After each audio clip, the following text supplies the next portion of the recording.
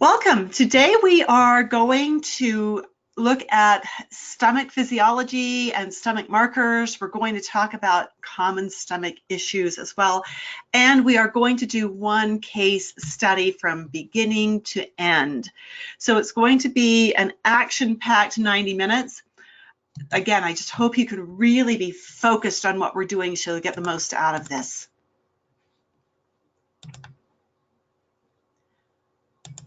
I'm just going to shrink down some screens here as well. There we go. Okay. Just the reminder that this information is for your education only. It's not meant to diagnose or prescribe. We never diagnose or prescribe based on iridology anyways, so this is just a good reminder. If you are you are responsible for any results, good or bad, that result from using this information.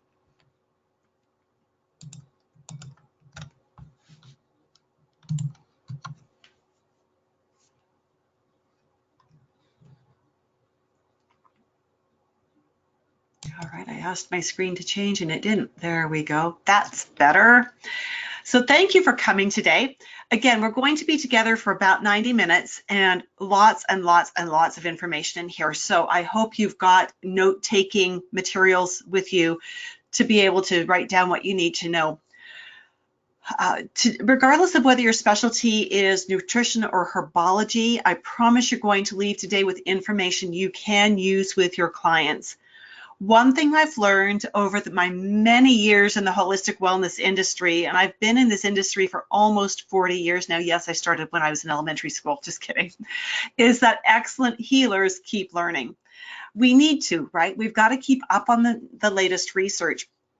And as good healers, as excellent healers, we know we don't know it all. We're always looking for more information. So I congratulate you for being in that very small minority of healers and practitioners who wants to keep learning and who tries to give the very best you've got to your clients always. So I would like to get to know you just a little bit so that I can tweak this presentation on the fly. And what I need to know is, there we go. What training do you already have in holistic health? Now, we're a small group. And even if everybody was to show up this morning, we would still be a small group. I'll know if you haven't voted on this. So I'm just going to ask everyone to weigh in on this, and just remember, this is all confidential, right? It's not going anywhere except into my database.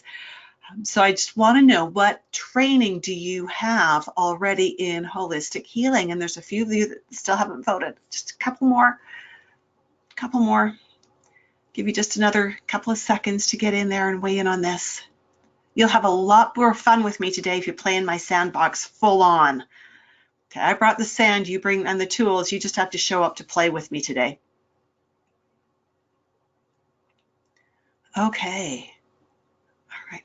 I always liken this to when my young adult kids complain about having to vote in elections. You have no right to complain if you didn't vote. So hopefully you're not going to complain about this webinar, but no right to complain if you didn't vote. All right, so we are going to close that poll. Some of you didn't vote, sad face. But we've got holistic nutritionists, we've got herbalists, and we've got body workers, massage therapists, and energy workers with us. So fabulous. I am glad you are with me. That really does help me because it will, I can tweak this on the fly for you and make it more meaningful to you if you've weighed in. I'm going to ask you to make a note of these. Follow me on YouTube. I'm always posting new health and iridology information, probably 2 or 3 times a week anyways on YouTube, sometimes really short things, sometimes longer things. So search, either use this really funny bit.ly link or just search for Judith Cobb. Instagram is iridology.education. I'm really active on Instagram as well. And Facebook, Iridology Education. Look for the group under that name and ask to join it. Then you'll be in my inner circle to when I'm running a class or a workshop, when I'm posting new material, when we're having an iridology discussion. That's where it happens, is in the private group. All right. Now, some of you, just a quick show of hands. You've got that little raise hand icon. How many of you actually are practicing as holistic practitioners right now? Just click that little raise hand icon that's in your little toolbar. Okay, Courtney is. Are any of the rest of you practicing as practitioners? Helen is. Either nutritionists or herbalists or massage therapists, anything like that? Okay, excellent. So you pretty much all are. That is great. Thank you so much. Because, you know, the purpose of iridology is actually to answer some of the challenges you might be facing. Just before we pop into looking at what those challenges are, I'd like to run another little poll. Again, this helps me tweak my presentation so that it's more appropriate. So what I need to know is, do you have any training already in iridology? If you do, check off what you've got. No training, you're a trained Jensenian iridologist. Maybe you're certified as a Jensenian iridologist. Are you a constitutional iridologist? And are you certified as a constitutional iridologist? Okay, we've only got one of you voting so far. It's okay to say you have no training if that's where you fit. It really is. Because that, if I know everyone is already constitutionally trained, then I'm going to make this a little headier perhaps. But if I know that some of you are beginners, then I'll make it more basic so that you really get what you came for. So again, do you have any training, Jensenian, certified as Jensenian constitutional or certified constitutional? We'll give that just another 30 seconds or so. I promise you get a lot more out of this if you play with me in the sandbox and play along with these little polls and things like that. Just stay focused. All right, well, we are going to close that. And the only person who weighed in on that actually is already trained. So that's great. Thank you for sharing that. I appreciate that. All right. So the challenges you might be facing, you know, as practitioners, when we're in school, we are taught how to do case studies. We're given all this fabulous information, but we aren't usually taught how to choose a starting point. And then we're not taught how to create a sequence of priorities that will help us work with our client most efficiently. We're also often taught that we need to create these great big case studies. And when we do that, we're writing these big research projects on our own time that we're not usually being paid for. And sometimes the client doesn't even come back to get the report. So you've just spent all that time and maybe you've learned a lot doing it, but that's not the most efficient way to learn. The other problem that we often have as practitioners is that because we were taught the case study format of practicing rather than the actual how do you do this in a clinical setting kind of practice, we often overwhelm our clients with way too much information. I mean, I used to do this all the time. And I would book 1 hour with my clients and they'd still be in my office 3 hours later, right? Just snowballing them with so much information that they never needed to come back. That did not serve anybody well.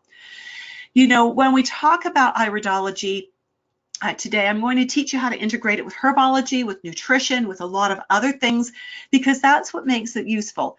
Learning just iridology and not knowing how to use it with everything else you know already is just a waste of time. Many years ago, I had a student in one of my classes. She was a naturopath, had a thriving business. She was feeling really exhausted. She had already become a certified iridologist with another instructor, and she owned an iridology camera. When she started connecting with me on webinars and decided to take my class, she said, okay, I'm going to give this one more try.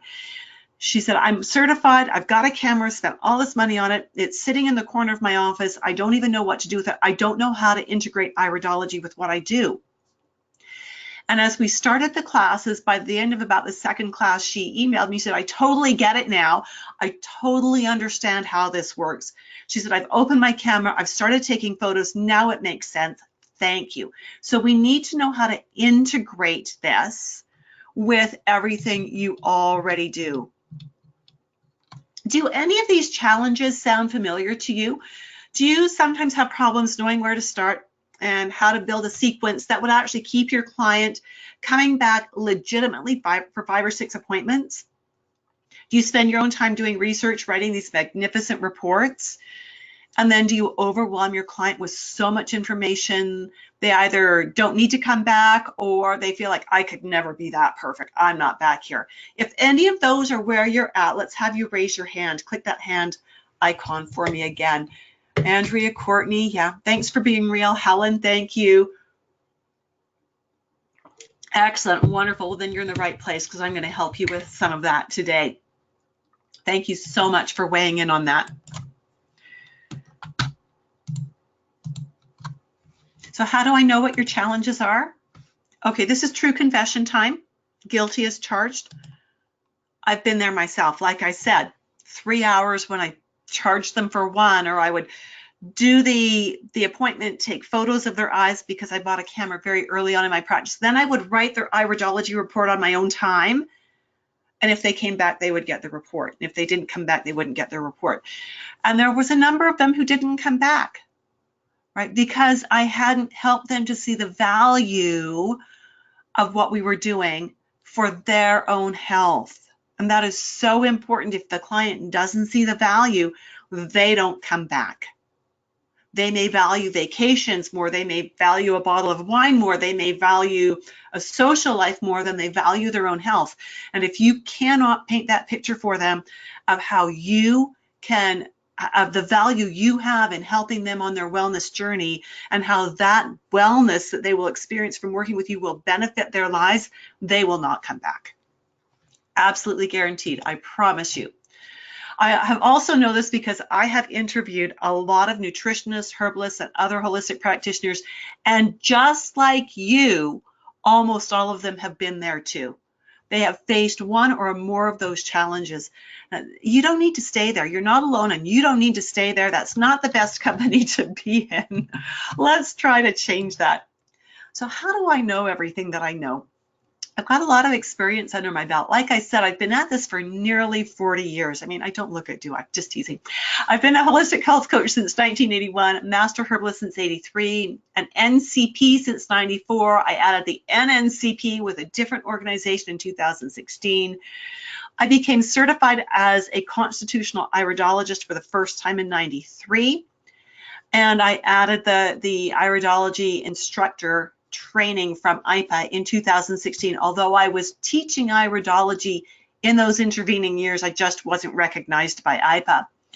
I have been teaching wellness professionals since 85. I'm the wife of one, the mom of 7, and the grandma of 7, and that just blows my mind that I've actually got 7 grandkids. So I've made, in the course of this last 40 years, just about every mistake you can possibly make in a business. Now, I'm going to put mistake in air quotes because I believe there are no such things as mistakes if we learn from them.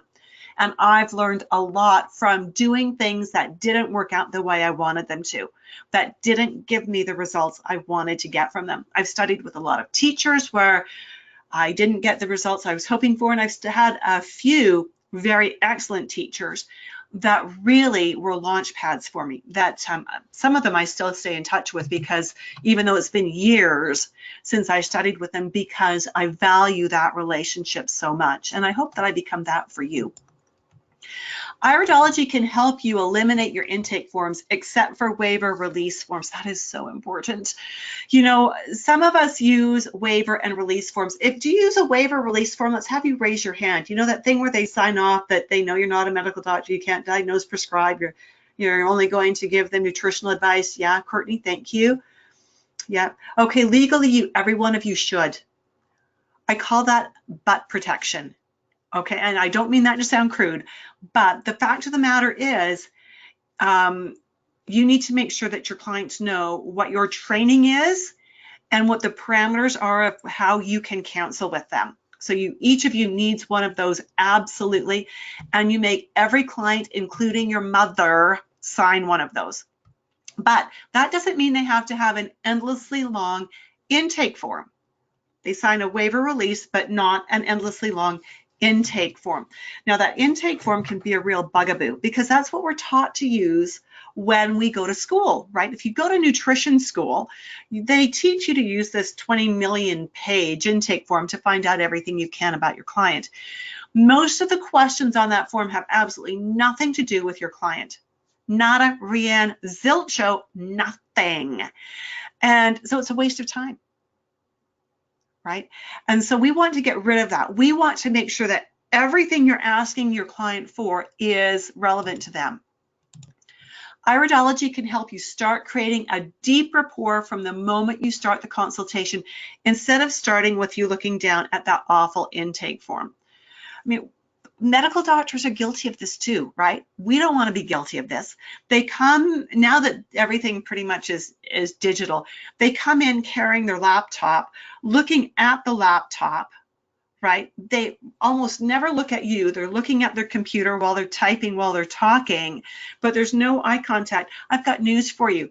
Eye contact builds relationships, right? You know, if anyone's ever turned their back to you while you're talking, you know what that feels like, right? It's a disconnect. So we want to be looking at our clients, not looking down at a form. Iridology can help you do a core assessment in less than 5 minutes. Know the right questions to ask, help you prioritize what needs to be dealt with first, and create a therapeutic priorities list for future consultations. That therapeutic priorities list enables you to actually tell your client, this is where we're starting. Next appointment, when we've seen this kind of progress, this is where we're going. And then in that second appointment, this is what you've accomplished. Now this is the next stopping point. This is where we're going next. So that your client always knows there's a plan.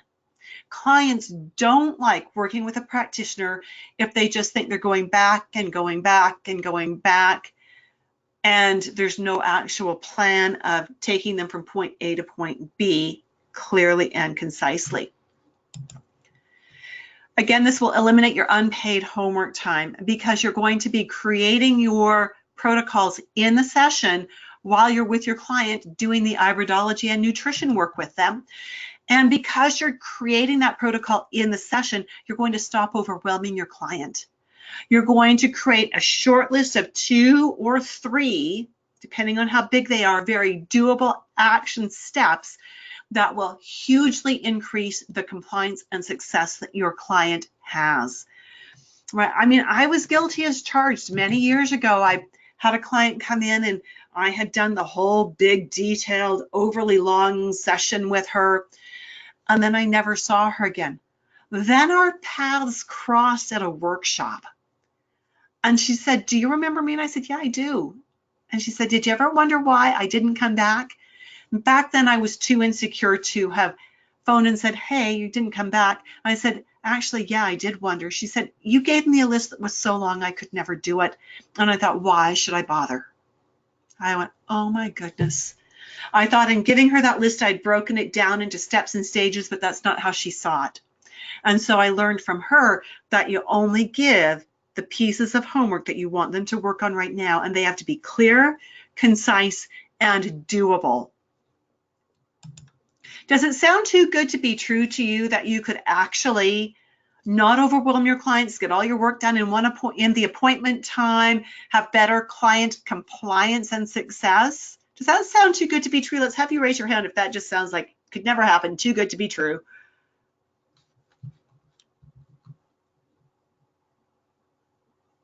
All right, yeah, awesome. Thank you. Well, I'm here to tell you, and of course you knew it's not too good to be true, right? Because that's why you're here. That's what we're going to work with teaching you today. We're going to get rid of those lengthy intake forms. We are going to start working on this. So to do iridology, you need one of these. No, I am just kidding. Really, I'm just kidding. Yes, this is one of my iridology babies. I now have 2 of these. I have a slightly different setup that is a complement to this one. This is $5,000 worth of technology, and quite honestly, I do not expect that anyone could possibly or would even think of investing that kind of money at the outset. That would be maybe not great, because you may not love iridology the way I do. And if you don't love it, you're not going to learn it as deeply. You're not going to want to use it as much. So don't do this. Don't buy one of these. Instead, buy these. Okay, so to do iridology, you do need magnification and you do need light. This is a good old-fashioned jeweler's loupe. It's an 8x jeweler's loupe and a good pen light. This is a lighted magnifying glass. Now, the lighted magnifying glass, I just got this one off Amazon a couple of years ago. It has interchangeable lenses for different powers, which is very cool. I strongly recommend that you get this and this because they serve very different purposes when you're doing an iris analysis. So a loupe of 5 to 10x, not more than 10, that's just, you get lost in the eye if you have too strong of a power. A good white pen light, you can often find things like this on Amazon again. And again, grab yourself a lighted magnifier. Amazon, stamp collector shops, I think Walmart often carries them, or Target might have them if you're in the States. That kind of a store would likely have them. So for, about 40 or 50 bucks, you can have a complete setup of tools to start with doing iridology. And actually, I carry this little pouch with me wherever I go. And in it, I've learned I can cheat just a little bit. I carry this and I carry this because if I've got this, I can use this like a jeweler's loupe, but move my light around freely here. And I have my little portable iris analysis chart and business cards in this little pouch. It goes in my purse because you never know when someone might go, iridology, that's interesting. Then I can say, hey, mind if I take a peek at your eyes? And it starts the conversation, which is a really cool thing to do. A lot of people don't know what iridology is. You may not know really what iridology is, right? That's why you're here. And so if you've got some tools, you can start impressing people and making contact. So another little quiz. This is to see how well you're paying attention. What kind of equipment do you need to have to start doing iridology? Do you need a microscope? Do you need a telescope, a periscope, or magnifying device and pen light? Yay, so far so good. Still, yay, fabulous. So far so good. And there's one of you that hasn't voted yet. Okay. At any rate, so everyone who's voted has gotten it right. Magnifying device and pen light, well done. That's awesome.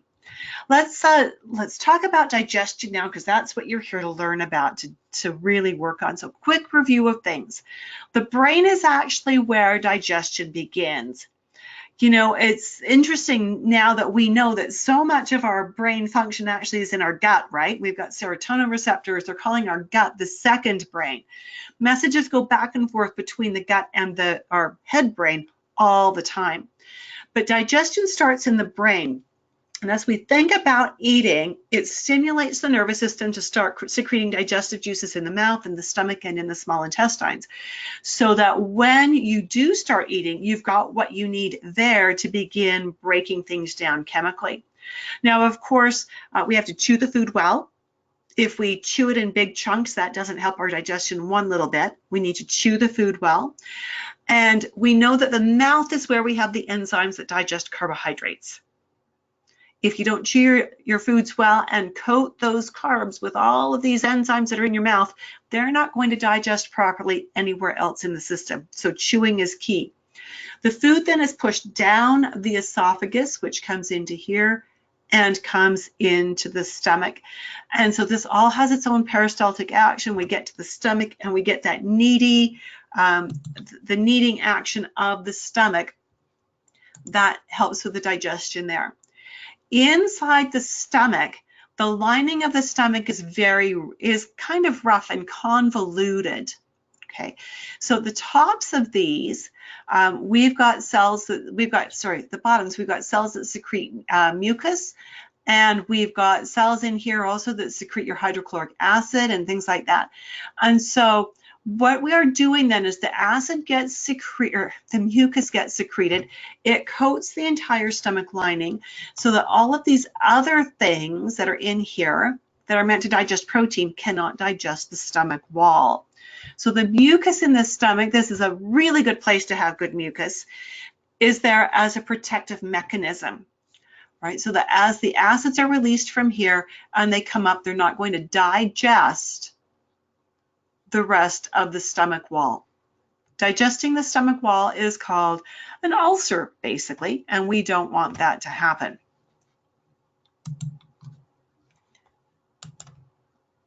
When people have indigestion, usually there is backwashing of gastric juices from the stomach up the esophagus.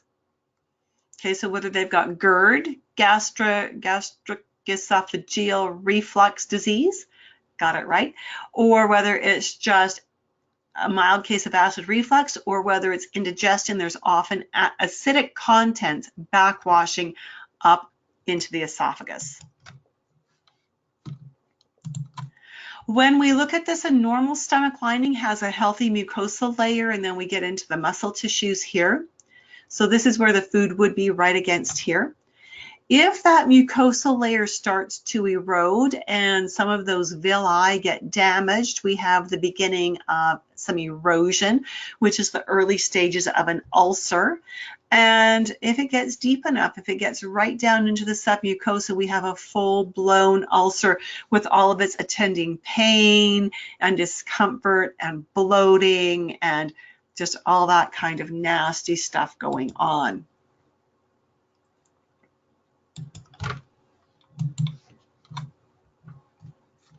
All right. So when we are looking in the eyes, we need to ask some questions. Can we see genetic predispositions in the eyes that suggest an increased risk of issues with the stomach lining? Iridology is all about genetic predispositions. Constitutional iridology is all about how was this person put together. It's not, the eyes themselves are not nearly as much about what is going on right now. That's what the symptoms tell us. So can we see genetic predispositions in the eyes that suggest an increased risk of issues with the stomach lining? And the answer is a resounding yes. All right, so when we look at this, we want to just be aware, again, that what we're looking at in the eyes is how the person was put together, not what is going on in the stomach. That's probably the #1 question I get asked when a client comes in who sort of is familiar with what we call old school iridology or ginseng iridology. And we take the pictures, well, we'll do pictures next time, right, to see how the eyes have changed. And it's like, no, we won't do pictures next time to see how the irides have changed, but we may check the sclera photos and see if there's been changes in the sclera. The irides, which is the correct plural of the iris when it's the eyes, do not change in response to better diet or the right supplements or stuff like that. They are genetically determined.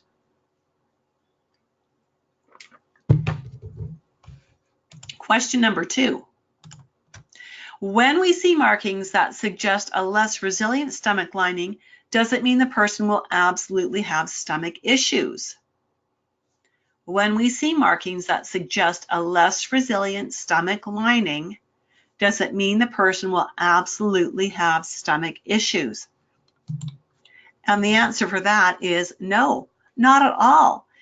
If the person has been diligent, either consciously or subconsciously, to avoid things that could trigger problems, he will likely be able to avoid developing problems altogether. So compare this to owning a car. Every car runs the risk of having its engine seized. But if you do your lube jobs, your oil changes, you get your servicing regularly, you will pretty much completely get rid of the risk that the engine will seize. That's exactly what we're seeing with the eyes. If we see markers in the eyes, it says there is a risk of issues, but doing the right kinds of preventive work can reduce the risk that the person will actually develop a problem there. If there are no stomach markings, does that guarantee the person will not have problems with his or her stomach? So we look at the eyes, the stomach zones look genetically top-notch. Does that guarantee the person's stomach will always be perfect? Absolutely not. Because people have choices in how they live their lives.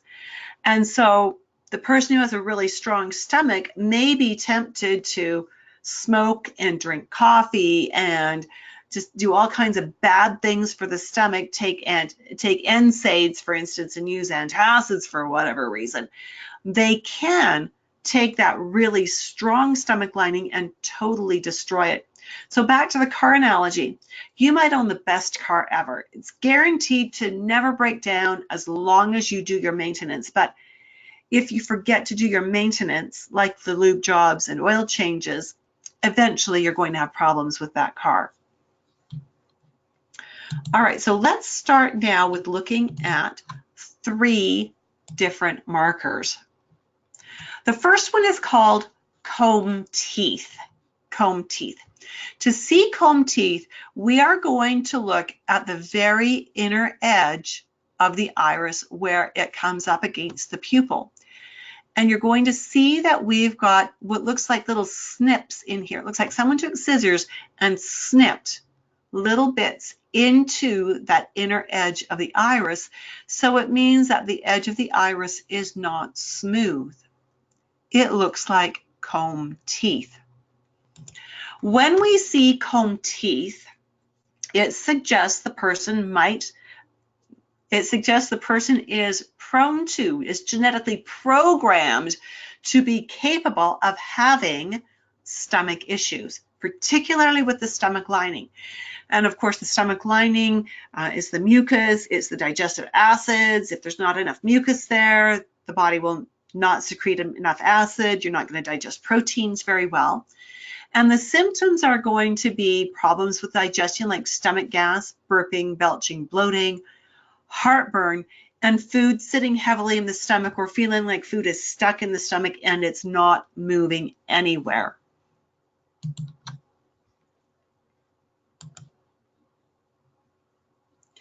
Again, here's another great example of comb teeth. It looks like someone snipped away at the edge of the iris so that it's not smooth. We've got all of these little black spokes coming into that inner edge. So again, we want to ask the question, do you have any problems with your digestion? Do you have stomach gas? Do you burp? Do you belch? Do you bloat? Do you have heartburn? Does food sit heavily in your stomach? You'd also want to ask, are there any foods you've learned to avoid? Many times people clue into things and they've learned that if they eat cheese, they get gassy, or if they eat a large serving of beef, that's going to sit really heavily like a rock in their stomach. So they've learned to avoid those. So they may be avoiding all of their problem foods, and so they may not have any problems with digestion now. So we always need to find out, have they actually taken care of those problems by learning to avoid foods? Or maybe if they're taking a supplement to help with digestion.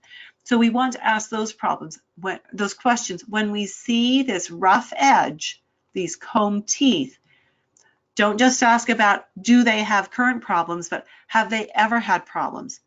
And are they avoiding certain foods? Are they using any supplements to help with controlling the problem?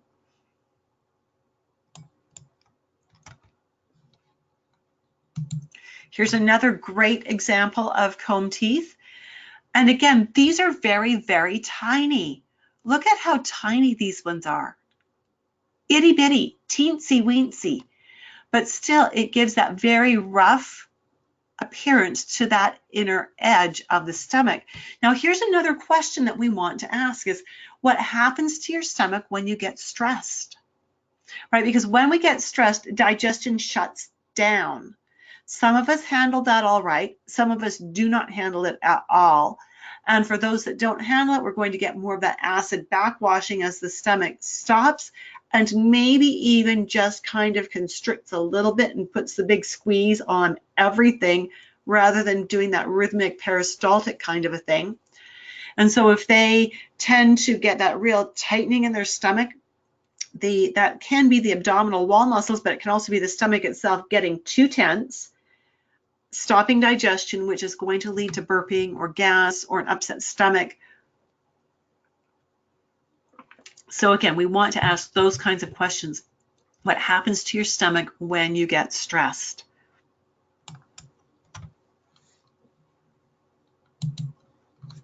Now, when we talk about comb teeth, these are actually This is a little bonus topic here. These are actually very small radial furrows. Now, radial furrows teach us about the nervous system. And when we see radial furrows in this area along the edge of the inner pupil, or sorry, the inner border of the iris, it's called the inner pupillary border, those radial furrows tell us there is some kind of an interruption in the nerve feed to the stomach.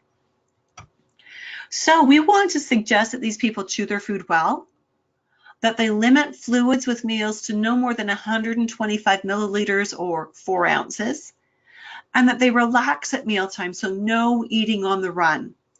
With this, we are hitting 3 key points. Number 1, we're getting the brain involved in the digestive process. Number 2, we're not diluting their digestive juices with too much fluid. So many people will come in and proudly say, I drink 8 glasses of water a day. I have 2 with every meal and 1 mid-morning and 1 in the evening. I'm going, oh, wrong answer, wrong answer. Congratulations on drinking so much water. Let's put it in different places in your day, because diluting those digestive juices is like over diluting the dish soap. If you only put 1 drop of dish soap into a sink full of water, you're not going to break down any fats on your dishes at all. And so we want to make sure we've got the right dilution in the gut. Chewing the food well, again, begins that digestive process with making sure that the particles can be adequately mixed with the enzymes we've protected by not drinking too much and that we've stimulated by thinking about eating. Digestion is a complex process. All right. I often will describe chewing food well as being like playing with Lego blocks. How many of you are familiar with Lego? Let's have you raise your hand if you know what Lego is.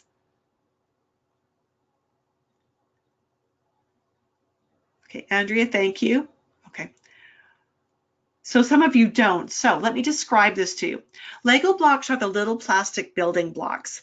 There was a really cute YouTube about this the other day that I saw. It was on Facebook, and it was parent training, and they had a grown-up walking on a treadmill, and someone was pouring Lego on the treadmill, and this adult had to walk across all this Lego. It hurts like the dickens, especially at 2 a.m.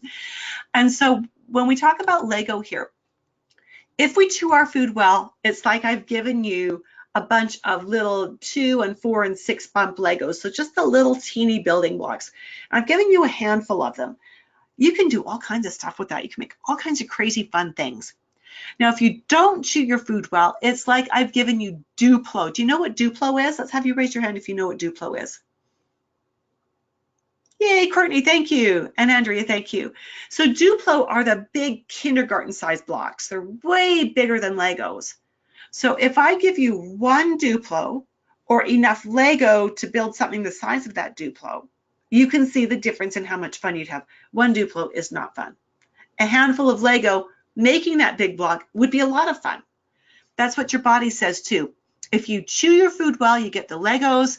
You can do all kinds of stuff with that. If you don't chew your food well, you get the Duplos, and your body goes, what? What'd you do that for? I can't do anything with this. Can't do anything with this. And so we need to make these kinds of recommendations. Now, if you make those recommendations to a client, that may be too many recommendations for 1 appointment. Some people that come to see you may be super stressed. They might have a hard time getting lunch in, let alone having time to relax at mealtime. So maybe we start with just chewing their food well. You say, okay, your goal for this month is to chew your food well, and I'm going to give you a digestive aid to help things along. 2 suggestions, that's it. They go, but I came in because I have headaches. And then you need to explain, yes, I understand you came in because you have headaches, but I also understand, and try not to use the word but, and I also understand that I can only fix your headaches if we can get nutrients into your body that your body can use, and we can only do that if you're chewing your food well. Oh, so take it back to the basics and explain it. So this was another client of mine, a woman who was in her mid-30s, and these were photos that she took with a handheld camera because she doesn't live in my city. They're not bad. and we can see enough that we could do some work with them. But we can see that she has an amazing set of comb teeth. An amazing set. So as I got to know her, as we were looking at the photos and I was doing an online consultation with her, I found out what her diet was. I asked her about, what do you drink? What beverages do you drink? And she talked about drinking fizzy drinks and coffee and green tea and black tea and an occasional glass of wine. And so I suggested that she work with really upping her water intake and crowding out as many of these other beverages as she could, with the ultimate goal being to get her just on water and maybe some herbal tea. And I also suggested, and this is a super easy one, that she include flavorful herbs and spices in her food prep.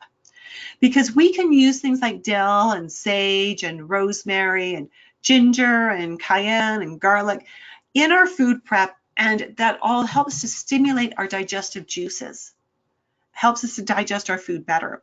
So we want to make suggestions that we know the client can follow through with, because as they begin to have success with following the instructions and begin to see improvement in their symptoms, it will generate more of a desire to stay on track. And then we can give them harder and harder homework to take them where we really want them to be and where they really want to be. Things that mess up stomach function. Okay, what are some things that you know? I'd like you to type this in the question box. What are some things that you know of that totally mess up stomach function?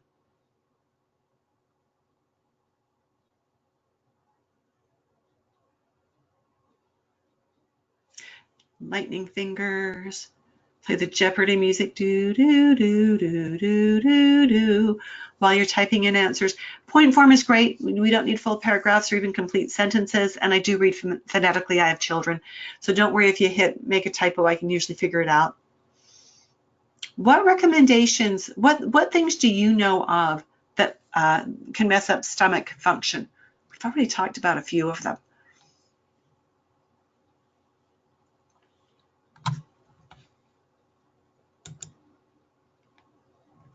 Oops, I just lost my questions log. Oops. Questions, there we go.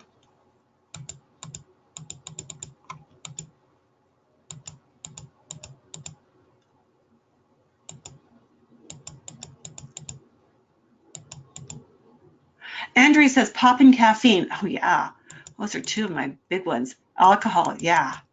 Anything else that messes up the stomach? Those are great suggestions, Andrea and Helen. Thank you for weighing in on that. Yeah, I'm liking this one mentioned, but processed foods is another, and medications. Absolutely. And Courtney says everything you already said. Yeah, Courtney, that's cheating. But the medications is a good point. Coffee, yeah. Excellent, great. You hit the key ones. Well done. So if they chew their food poorly, which we had mentioned, using fluids to wash food down, that is such a big one. Eating when tense, upset, or too busy to focus. Drinking carbonated beverages. Coffee, tea, green tea, and alcohol. And there are more than that, but those are the ones you're going to run into the most. And so with those, that gives you some ideas of things that when you see comb teeth, you can ask your clients about their diet, about their lifestyle, and then make recommendations based on that. If someone comes in and they don't drink coffee and they don't drink alcohol, I'm not going to even mention those, right? I'm going to stick with the things they said they do that are not great, and I'm going to find out what they do that is great and give them a pat on the back. So obviously in these free webinars, and we're only about a third of the way done, got to talk faster, I can't teach you absolutely everything. And so we have a round of Confident Nutritionist Dynamic Iridology starting in October. That sounds like a long way away, but I'm going to give you some background on it right now. The course run starts the 17th of October and it runs till sometime in March. I always give myself a little leeway on the finish date. We do 20 classes, but we've got Christmas in there. We won't be doing a class on, I believe it's December 26th. In Canada, December 26th is a statutory holiday called Boxing Day, based on the British traditions. But if something else were to come up, like if I was to get sick, or not be able to teach a class, then of course it would have to be postponed because I don't have a substitute teacher. So you've got a choice of 11 a.m. to 1 p.m. Mountain Daylight Time, so that's the same time we started today, or 5 p.m. to 7 p.m. Mountain Daylight Time. Just remember with all of this that space is really limited. I keep my classes small for a reason, and that's because I like to make sure my students all get individual attention as they need it. And remember that these times we go off daylight savings time later on in November, and then we go back on it, I think in March, but I don't know how much it affects us in the class. So just be aware of what happens there as well, so that you know what's going on. This is the registration website, but I'm going to give you a ton more information. Space is limited, right? Here's what you're going to learn. You're going to learn how to create programs right in your sessions and eliminate your unpaid homework time. Yes.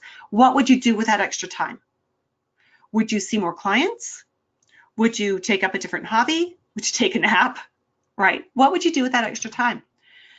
It'll teach you how to do a base assessment in 5 minutes or less without lengthy intake paperwork, and you will do a better assessment than you do with papers, I promise you. It'll teach you how to only ask questions that are relevant to your client's needs, teach you how to prioritize the problems your client needs help with, because you need to sort out what is the root and work from there.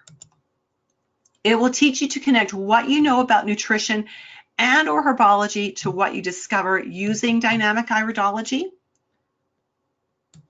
And it'll teach you how to do a deeper assessment for more direction and understanding of your client's needs when needed. So the course content is beginning to intermediate iridology, sclerology, and both of these are at a level that will prepare you for the IPA certification exam if you choose to do that.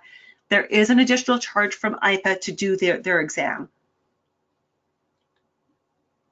We will cover nutrition and herbology as they relate to iridology.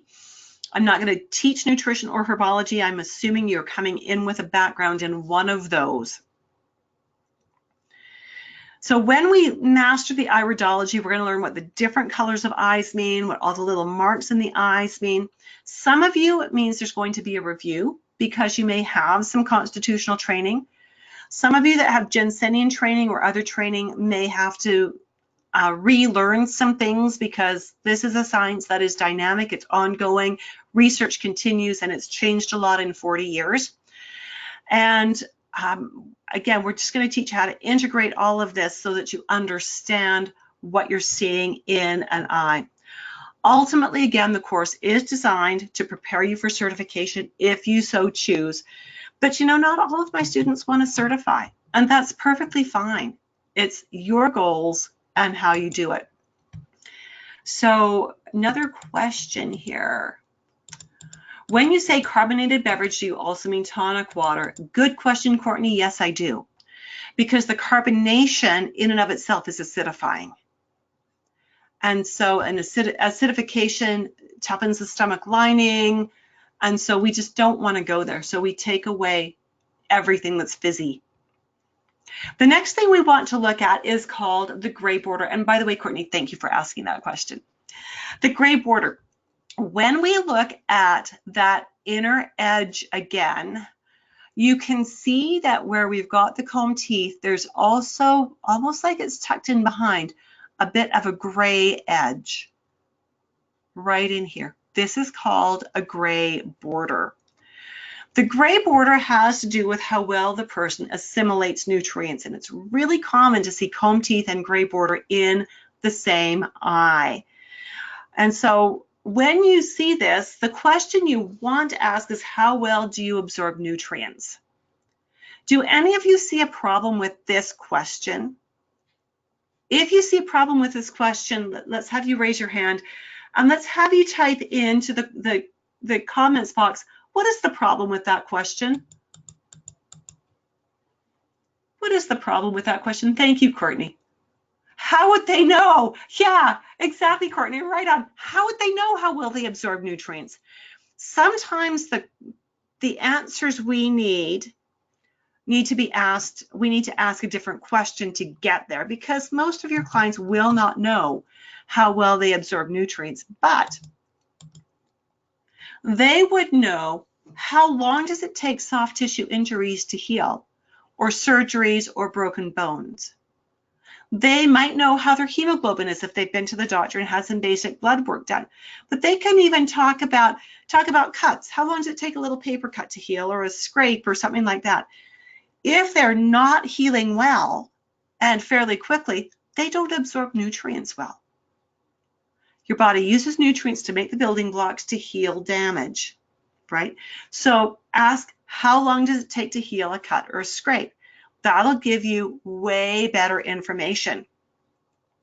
You may also want to ask about those gut symptoms, because often, again, with that gray border, we'll see the gas and the bloating and things like that. So that's important. It does us all well as holistic practitioners to be familiar with, to have an understanding of how to read a lab test. My clients all like to bring lab tests in, and they know I'm not a doctor, they know I'm not a lab tech, they know I'm not a nurse, I'm not a naturopath, but I have books of various different descriptions that tell me how to interpret the tests. So for example, yeah, like I keep this one on my desk, because that way when a client brings in a lab test, most tests now include what the result was and what the parameters are. I can look it up and understand it, and that's good, because it means I can do more good for my client. And sometimes it means that I'm explaining the test to my client because the doctor didn't bother, right? So again, here we have a bit of a gray border. On the blow-up picture, you can see it again. It sort of is in behind that, the comb teeth. We can see it more clearly here at the upper margin.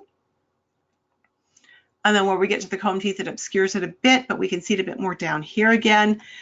So ask those questions about healing, about problems with digestion and burping and stomach gas and heartburn, food sitting heavily.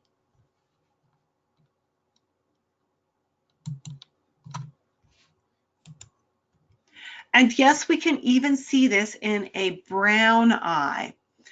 In a brown eye, it won't look gray. It will look usually a darker shade of brown.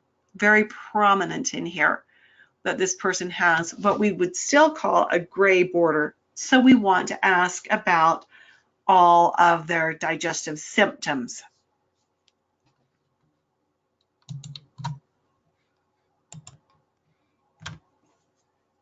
When we see the gray border, and this is a lovely example of a gray border. Can you see this gray border very clearly? Raise your hand if you're seeing that.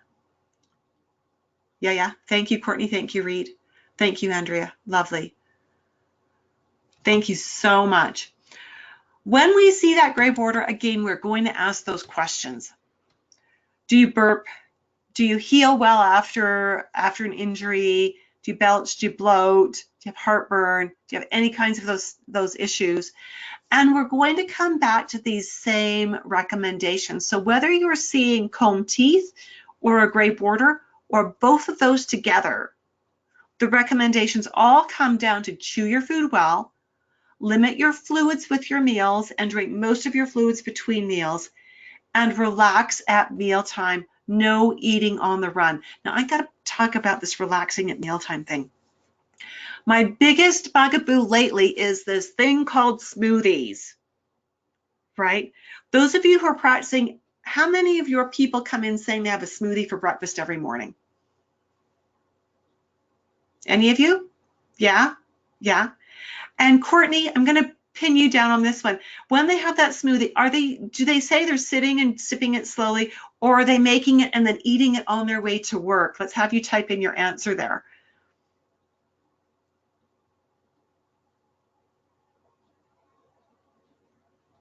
While she's typing in her answer, chugging it down because it's fast.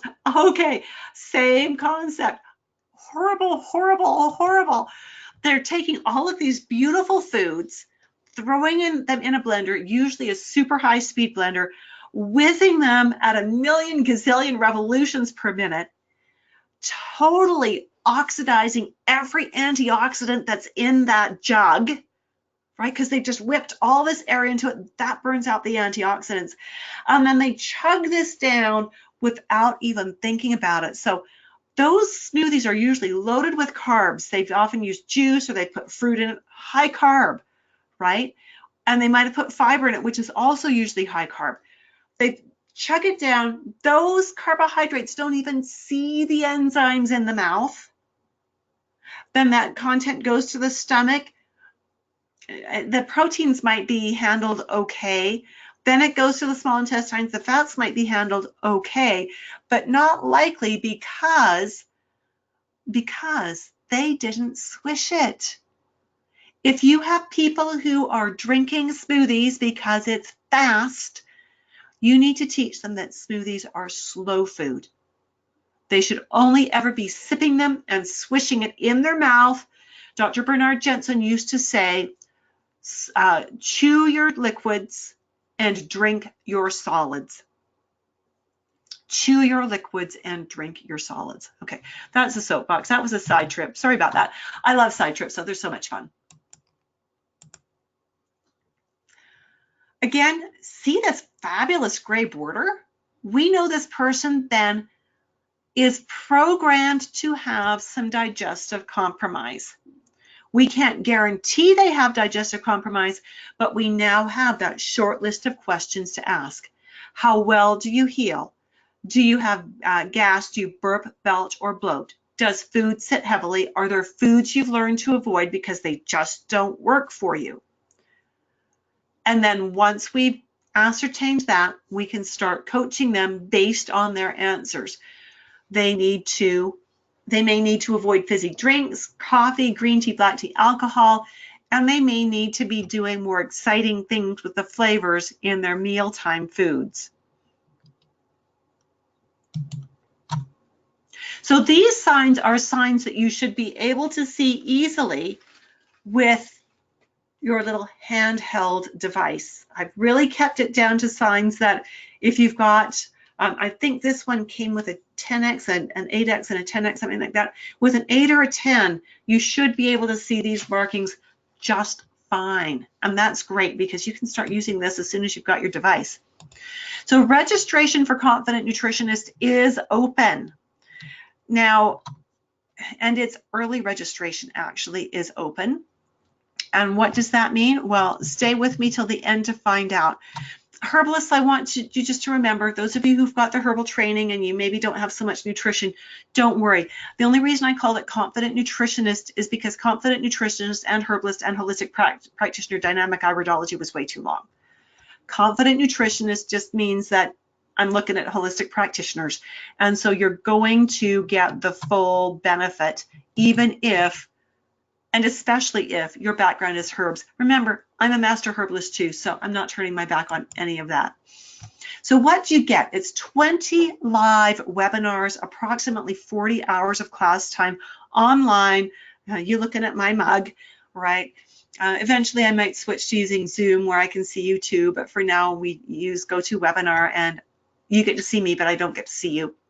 Each and every class is recorded in its entirety and posted on a student website. So if you have to miss a class or if you want to re-attend a class, it's there. Come to the live class, go revisit the recordings as often as you need to. The content is also edited into short topic videos and stored on your student site for you to review for 18 months from our start date. We cover a lot of different topics. Every big topic breaks down into anywhere from 5 to 20 subtopics. So we have a lot of those little topics, and you might just need 1 or 2 of them to review. So we've got those broken down as well. Digital textbook is made available, and I've just changed this. It's no longer weekly installments. It's now one complete thing. You just download it when you get access to your student site, and it's all there and totally indexed and easy to use now. Cheat sheets. The cheat sheets are where we've taken the entire course curriculum and condensed it into a flow chart, into a spreadsheet that has no diagrams, just descriptions. So we take a textbook that's 200 pages long, condense it down to 50 pages or so of what you really need to know. What I find is when my students know the markings, they don't want to have to flip through this really long textbook. They would rather just go to the cheat sheets and find what they need succinctly, including description of the marking, what its possible interpretations are depending on the setting, the questions you'd ask, the symptoms you might expect to see with it, possible recommendations you could make. So it's all there in a handy dandy cheat sheet. My students love the cheat sheet. That's probably their most favorite resource in the class. Each class starts with a review of the previous week. You have to be really clear on everything we've learned in order for us to keep building on that base. And sometimes we're 10 or 12 weeks into this and someone goes, I have a question right from the week 3. Great, let's ask it, let's deal with it. I remember being in university like years ago, and one of those big freshman classes, right, 300 kids in the class, we had done a unit on genetics, and it was like 2 days before the genetics exam, and this one little hand down in the front row went up. I still remember the professor. His name was Dr. Allen, wonderful man. And this student raised his hand and Dr. Allen said, yes, son. He was an older fellow. Yes, son, what can I do for you? And the student said, I don't understand. And Dr. Allen said, you don't understand what, son? Everything since the beginning of genetics. And it was like a 2-week unit, right? And Dr. Allen took a step back and he said, how many of the rest of you haven't understood a thing for the past 2 weeks? And a lot of hands went up, to which Dr. Allen said, well, clearly I have failed to teach. You will not have a genetics exam and we will take genetics off the final. I went, whoa. I understood it. I was not crushed though to not have that exam. But I'm just saying, ask questions whenever you've got them because I'm happy to answer them whenever you've got them. Each week has a lot of in-class practice and interaction. I allow at least 30 minutes of every 2 hours and sometimes up to an hour for us to practice, to look at eye slides, to talk about them, to make sure you've got it. If this was a class where we were meeting together in one group, we would be doing this 40 hours over the course of 5 days back to back. And you would be totally overwhelmed. It would there'd be so much your brain would be mush. By meeting every week for 2 hours, we have time to practice things for you to go back and practice them in your clinic, come back and ask questions and build on that base. You get a certificate of attendance for attending 80% of the classes live. And we have support via a private Facebook group that is for my students and alumni only. So I've got 2 groups. One is just for my students and alumni. When you register for the class, I'll send you an invitation to join the group. And the other one, the Iridology education, is for everybody. And you can certainly belong to both groups. That is not a problem at all. We also every month do an office hour session, which is a live webinar where students have submitted images or descriptions of eyes and cases they're working on, and we discuss them as a group. So again, it's another way we can get information to you. You can certainly post that content as well on the student Facebook page for the students and alumni to discuss, either or. So you've got lots of avenues for support between classes. So what is the tuition? This is a premium course, high touch. You've got lots of access to me, lots of one-on-one time as needed during our classes and so forth. And the office hours and the Facebook page. This is not a correspondence course. This isn't, you get the materials, you work through at your own pace, you stay on track with us, you keep up with us. So option 1, if you know you want the training and the certification right now, you want the full meal deal, the tuition is $19.95 Canadian, which is about $14.95 US. This includes the complete course and everything that I need to do to support you through IPA Exam 1 and IPA Exam 2.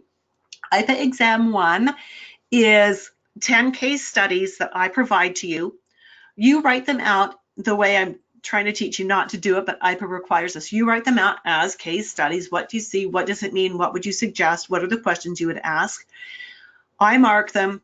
we spend an hour reviewing them together, making sure that everything is solid. When that's done, then you do IPA exam part 2, which IPA gives to me and I give to you, another one extensive case study where you analyze the eyes, write down everything you see, what does it mean, what questions would that make you ask, what suggestions would you want to make. And then after you've given that back to me and I've marked it and we've gone over it, so we've got a lot of one-on-one time in reviewing these exams, then I let IPA know you are ready to roll for your final exam. You make your application to IPA, they help you arrange the final exam, and away you go. If, however, you're thinking, I don't know if I want to certify, and I don't think I want to certify right now, but I might want to certify later, then you would want the other option, which is tuition of $14.95, which is about $11.25 US. Those of you who are in the States, don't worry about this conversion, because what happens is when you go in and you pay for this online, your credit card company and PayPal will automatically convert it for you. So you'll see that the prices are approximately this depending on what the exchange rate is. This $14.95 Canadian is for the course only. So it's the complete curriculum, the 20 classes, all of the support, all of that. You just don't get exam part 1 and part 2 in this package. Although if you change your mind and decide you want them later, I have a separate package for people who decide, yeah, I'm ready to certify, I want to do it now. Let's get that going. All right, so early registration. We're like 8 weeks away from the class starting. And that's an awful long time to be registered and not be doing much with it, right? So what can I do to entice you to register now and get it done, right? To get in on this. Well, here's what I'm willing to do. Get registered right away. You have until September 6th. So that's about a week, but don't leave it. If you're thinking about it, don't leave it, because again, the classes are small. And if the class is filled up, I don't make room for more people. You just go on a wait list. $17.95 Canadian, and whatever that converts to American. You save $200 by registering early. You'll get full access to the student Facebook page, and you can join us for the upcoming office hours as well. And actually, you'll get access to your student website, which will give you access to the textbook and the preamble stuff. If you're on the, I'm not so sure about the certification gig, save $150 and get in for $13.45 Canadian. Excellent. So again, you get all of the access to everything you need, but this early prices disappear September 6th at 8 p.m. So that's a week from tomorrow, 8 p.m. Mountain Time.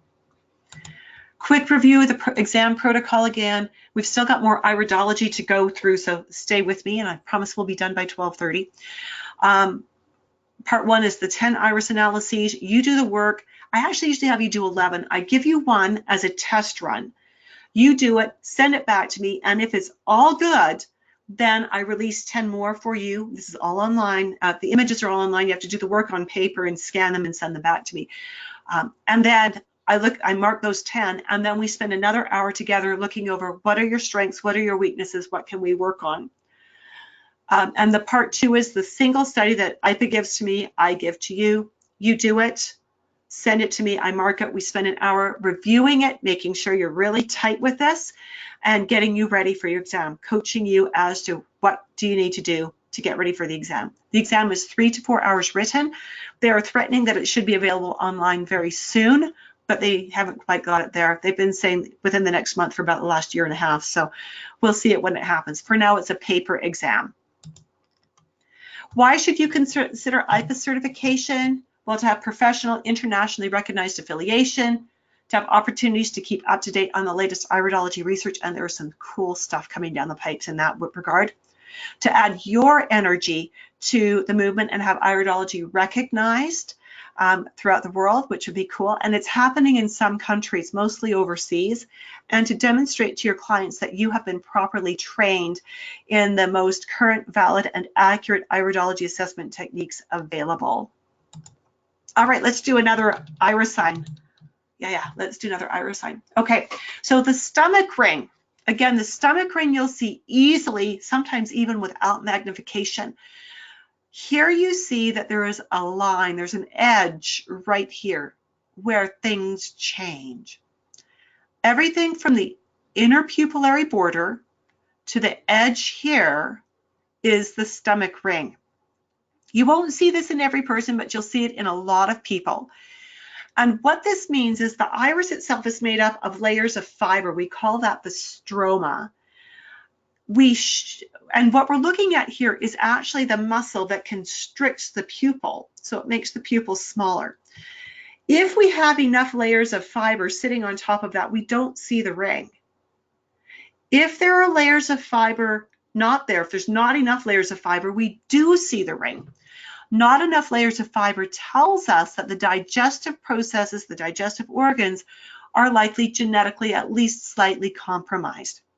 And so the color tells us things, but we don't have time to get into that in detail today. So that's in the course though, so that's something to look forward to. Guess what the questions are when we're talking about stomach ring? Any problems with digestion? Do you have stomach gas? Do you have heartburn? Does food sit heavily in your stomach? The same questions we asked for comb teeth and for gray border. Exactly, right? So we have 3 different markers that all teach us about different aspects of the stomach's function. And those different aspects of the stomach's function can all be answered with the same symptoms.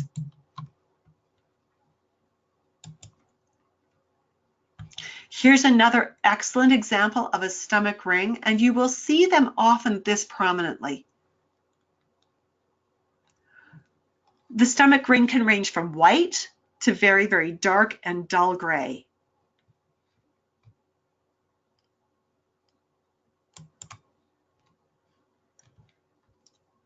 Here again is a stomach ring that's a very interesting color. Beautiful eyes though, right? Oh my stars, gorgeous eyes.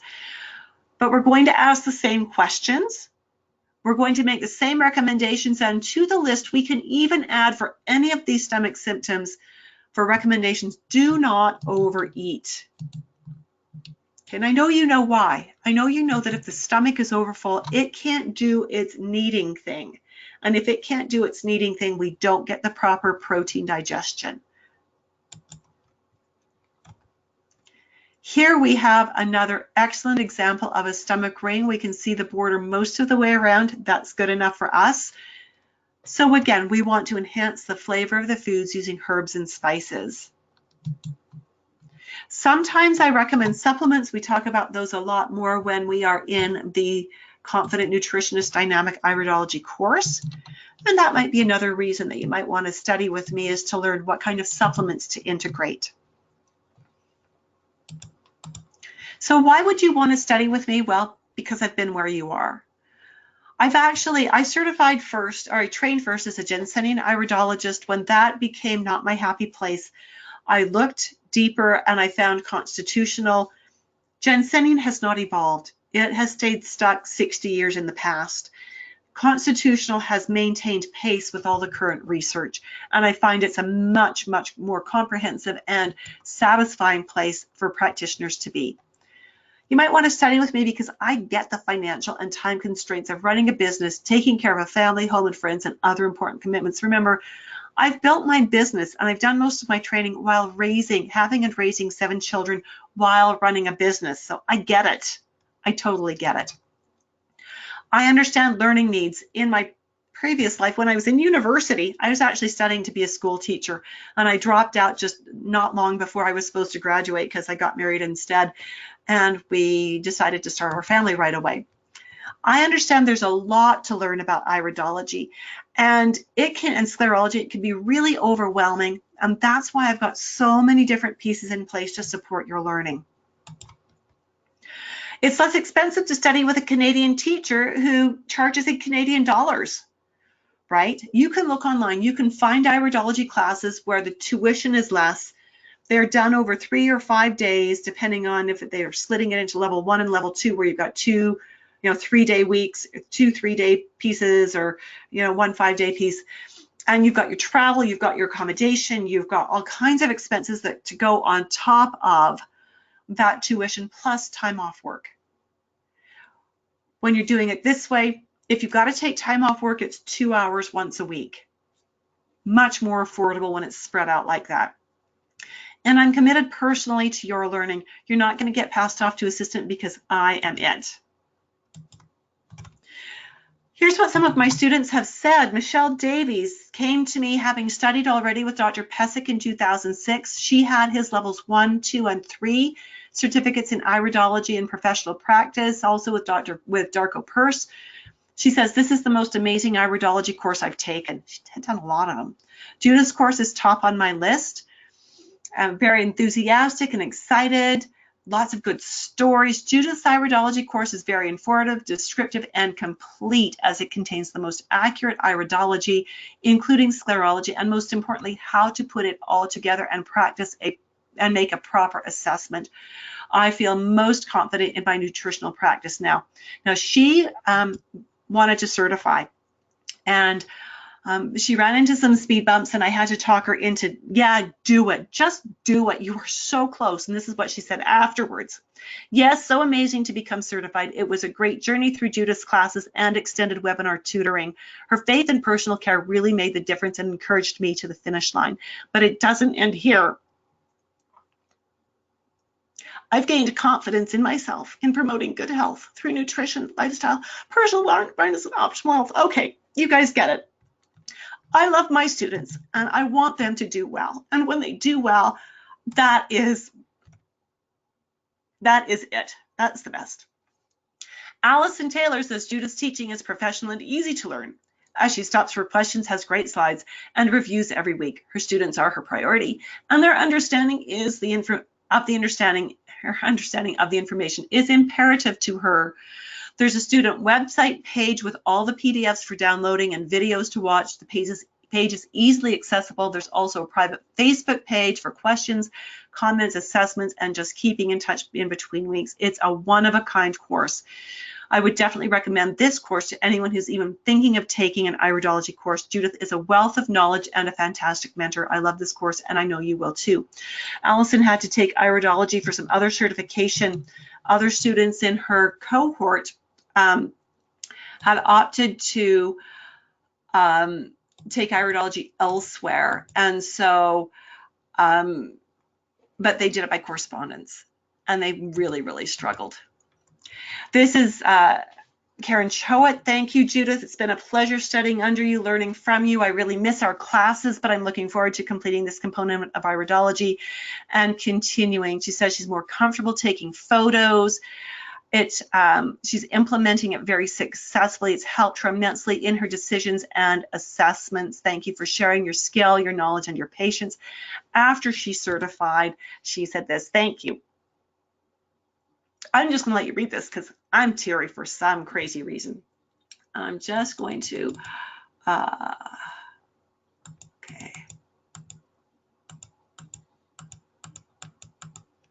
All right. Okay, and so onward. Okay, so what recommendations would you make if you saw a stomach ring? I'm going to do this really quick. What recommendations would you make if you saw a stomach ring? Have you type that in unless I can find the poll? I've lost my poll box. Oh no, not the poll box. There we go. Okay. There we go. A key recommendation to use when you see a stomach ring is get more sleep, use antacids daily, eat organic food only, and chew food thoroughly.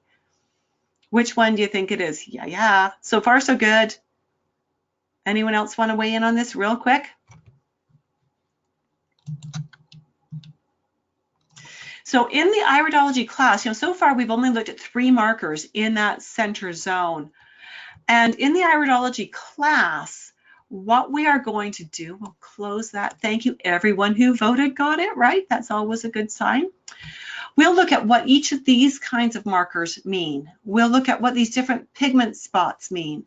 We'll look at what it means when we see blood vessels and other things in the whites of the eye.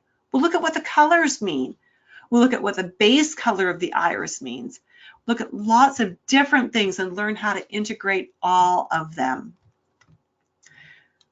So it is time to get registered now. You know, I happen to like payment plans, right? Sometimes I don't have the $19.95 sitting in my back pocket, but it's something I want to do. It's something I know will help me in my business.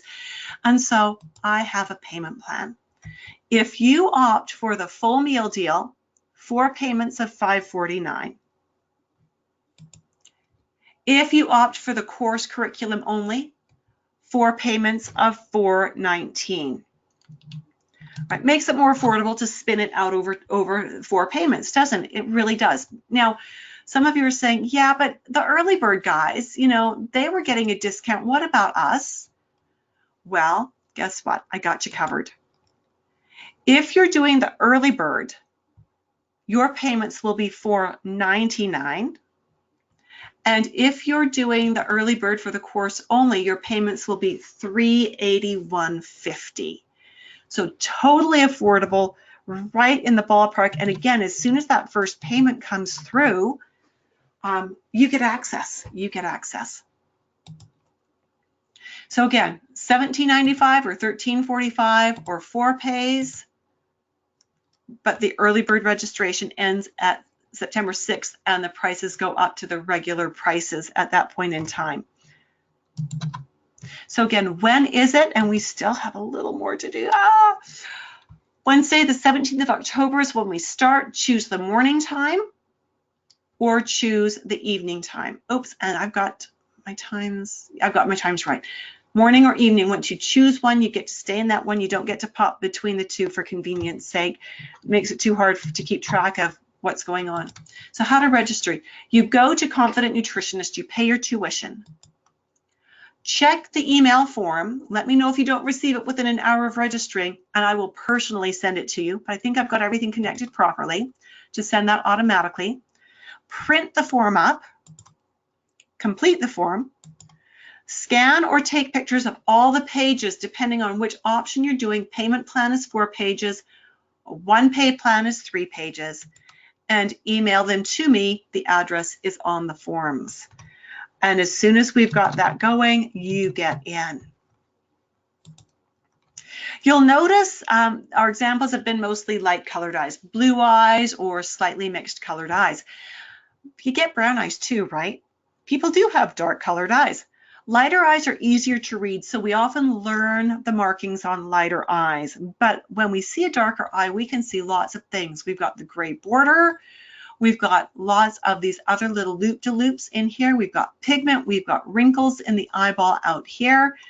And then if this picture wasn't slightly overexposed, we would see more of the blood vessels in the whites of the eye.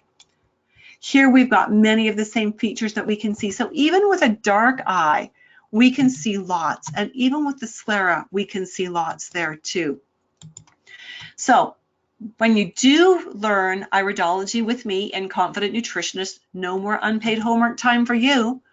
You'll be creating your therapeutic sequences in your client sessions in a way that will help your client to want to keep coming back to work with you to continue their success.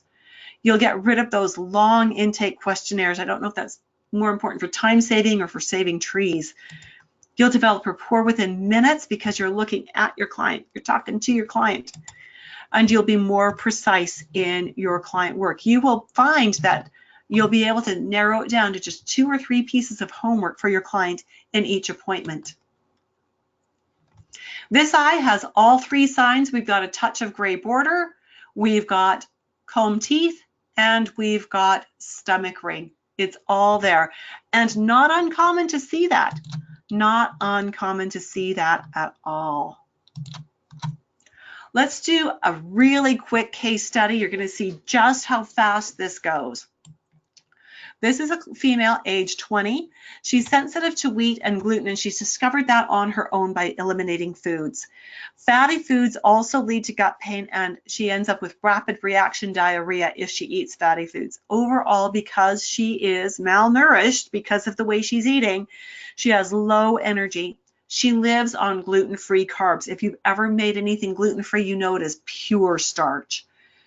She's sensitive to textures in foods, so She wants all of her vegetables cooked, which if she would just eat them, I'd be happy. And she will do some smoothies, but we really have to coach her on sipping them and swishing them. So we look first and we see that she's got blue eyes, which means she's prone to elevated acid throughout her body.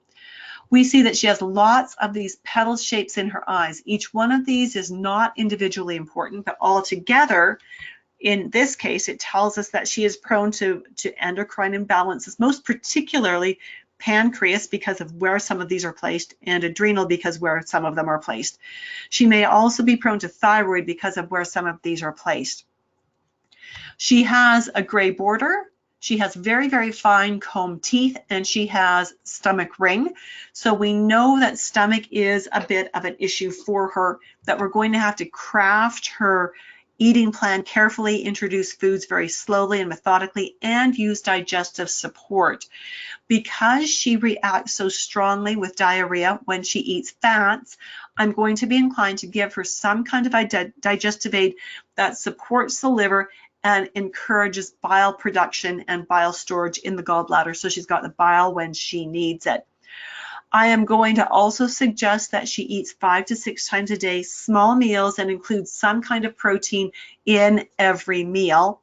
And I am going to suggest that she be very conscientious with chewing her foods thoroughly. That is a base assessment, and that took me, 3 minutes. Easy, easy. I can go much deeper than that, but going any deeper than that in the first 2 or 3 or 4 appointments is overkill. You don't want to snowball your client. And so with that, again, I invite you to pop on over to Confident Nutritionist, hang out with us there, and get registered for the class, get registered for the workshop at the early bird rates of $4.99 times 4, or $17.99 up front, or for the course itself only $13.45 or $381.50. So just want to wrap up, 2 minutes left. Any questions that you would like to have answers to? If you do, just type like crazy. Raise your hand so I know you're typing. And if no hands go up, then I know we're done. Okay. Well, then that looks like it for right now. I'll be doing another one of these little webinars next week on the nervous system. So you're on my mailing list now, and if you're with me on social media, on Instagram or on the Facebook Iridology education group, you'll see promotions for that coming up today and tomorrow and into next week. So I hope you'll join me again, but I do hope you'll also take advantage of getting in on these early bird discounts while there's absolutely room in the class. And I look forward to seeing you maybe next week. Take good care. Have a good one. Bye for now.